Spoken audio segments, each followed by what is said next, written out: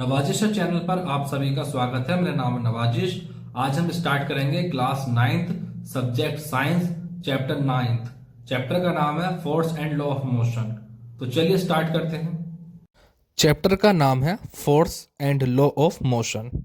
Force के बारे में समझ लेते हैं।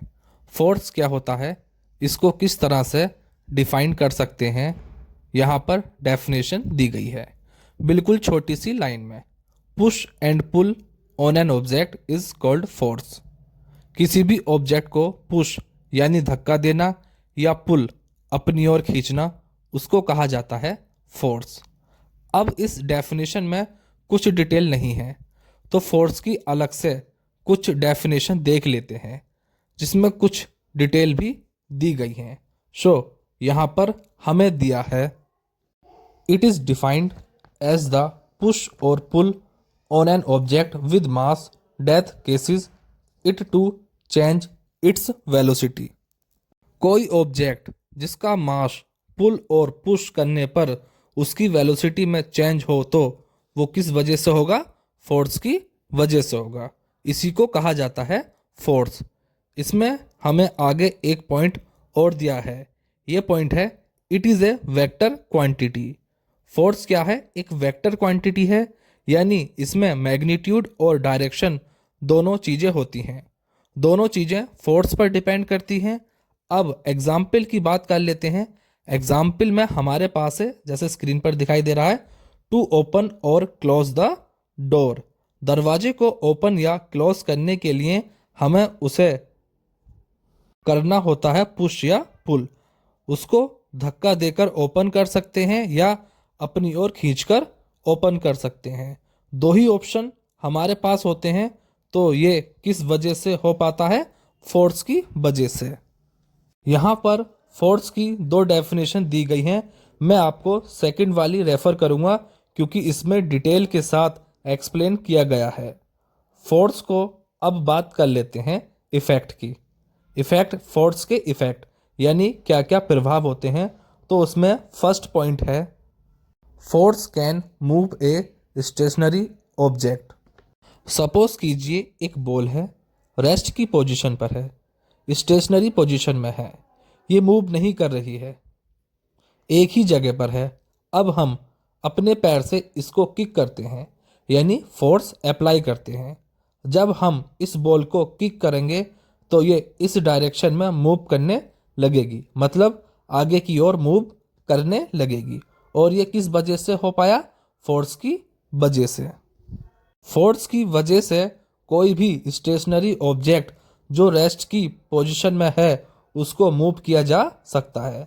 अब आगे सेकंड पॉइंट है, force can stop a moving object. Suppose कीजिए एक बॉल है और ये राइट से लेफ्ट डायरेक्शन में मूव कर रही है, तो अब हम अपने पैर से इस बॉल पर फोर्स लगाते हैं, इस बॉल की स्पीड को रोकते हैं। तो ये किस वजह से हो पाएगा, फोर्स की वजह से। किसी भी मूविंग ऑब्जेक्ट को फोर्स की वजह से रोका भी जा सकता है। अब हमारा थर्ड पॉइंट है, force can change the direction of moving object. इस कंडीशन में आप सपोज कर लीजिए हमारे पास एक बॉल है, जैसे कि मान लो ये एक बॉल है, इस डायरेक्शन से यहाँ पर आती है। हम इसे अपने पैर से किक करते हैं। किक करने के बाद बॉल की जो डायरेक्शन है वो चेंज हो जाती है। जैसे मान लो बॉल यहाँ से अपनी डायरेक्शन चेंज कर लेती है। पहले बॉल जो है वो इस तरफ आ रही थी, हमने यहाँ पर इस पॉइंट पर इसको किक कर दिया तो इसकी डायरेक्शन चेंज हो गई। तो ये अब इस साइड में मूव करने लगी, मतलब अदर साइड में वो मूव करने लगी। किस वजह से, फोर्स की वजह से। किसी भी ऑब्जेक्ट की डायरेक्शन को चेंज किया जा सकता है, किसकी वजह से, फोर्स की वजह से। अब हमारे पास अगला फोर्थ पॉइंट है, force can change the speed of moving object. बिल्कुल पहले वाली कंडीशन ले लो। मान लो 33 किलोमीटर पर आवर की स्पीड से इस डायरेक्शन में मूव करती है कोई बॉल। यहाँ से इस पॉइंट से ये 33 किलोमीटर पर आवर की स्पीड से मूव करती है, तो हम इसको किक कर देते हैं, ज़्यादा फोर्स अप्लाई करते हैं। किक करने में तो इस बॉल की डायरेक्शन भी चेंज हो जाती है। जैसे ही हमने इसे किक करा तो इसकी डायरेक्शन चेंज हो जाती है और स्पीड भी चेंज हो जाती है। तो हमने इसको हार्डली किक किया, ज़्यादा फोर्स लगाते हैं तो इसकी स्पीड बढ़ जाएगी। सपोज कर लीजिए 50 किलोमीटर पर आवर हो जाती है इस बॉल की स्पीड किक करने पर। तो किसी भी ऑब्जेक्ट की स्पीड को चेंज किया जा सकता है फोर्स की वजह से। अब इसमें लास्ट पॉइंट है यानी कि फिफ्थ पॉइंट है, उसको भी देख लेते हैं। Force can change shape and size of object. Force की वजह से किसी भी ऑब्जेक्ट की शेप या साइज को चेंज किया जा सकता है। इसका एक अच्छा सा एग्जाम्पल लेते हैं। सपोज कीजिए एक स्प्रिंग है, इसे एक बॉल पर माउंट किया गया है यानी कि लगाया गया है। मान लो जहाँ से लगाया है वो ए पॉइंट है और दूसरा बी पॉइंट है। स्प्रिंग को बॉल के ए पॉइंट पर अटैच किया गया है और बी पॉइंट से स्प्रिंग को अपनी ओर खींचते हैं। इस पर फोर्स लगाते हैं, अपनी ओर खींचते हैं यानी कि पुल करते हैं। तो क्या होता है, स्प्रिंग की जो शेप है वो चेंज हो जाएगी, यानी फोर्स की वजह से ऑब्जेक्ट की शेप या साइज को चेंज किया जा सकता है। अब हम आ जाते हैं नेक्स्ट पेज पर। अभी हमने चैप्टर पेज नंबर 1 पढ़ा था जिसमें हम फोर्स से रिलेटेड बहुत सारी चीजों का डिस्कस कर रहे थे। अब हमारा जो नेक्स्ट पॉइंट है, नेक्स्ट पेज पर जो भी है वो आएगा बैलेंस और अनबैलेंस फोर्सेस से रिलेटिव। तो उसको हम ध्यान से समझेंगे और इम्पोर्टेंट पॉइंट है एग्जाम के लिए। फोर्स से रिलेटिव अब और पॉइंट को देख लेते हैं। फोर्स से रिलेटिव हमें यहाँ पर ये कॉन्सेप्ट दिया गया है, types of forces. The forces work करते हैं तो उनको हम डिवाइड कर देते हैं दो पार्ट में। पहला है बैलेंस फोर्सेस, दूसरा है अनबैलेंस फोर्सेस। दोनों को एक एक करके समझ लेते हैं। पहला है बैलेंस फोर्सेस। इसमें दिया है if the resultant of applied forces is equal to 0 then it is called balance forces.